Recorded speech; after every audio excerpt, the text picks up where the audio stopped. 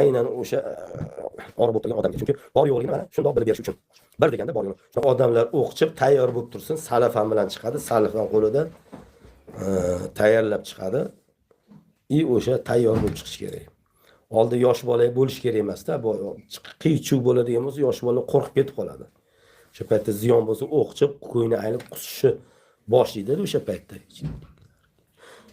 Qo'l ichkilikka qarshi ham o'qiy olasizmi? Albatta.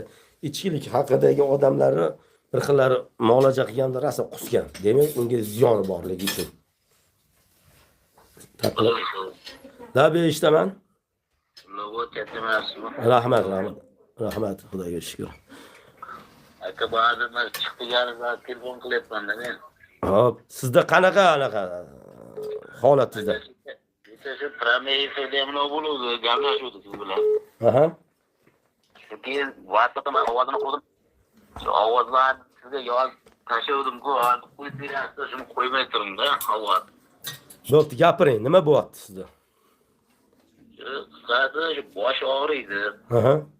Yurakka xuddi sanchilib turadi-da, boshimda shu yurakka sanchilib turadi va igna tiqqanday bo'lib turadi-da.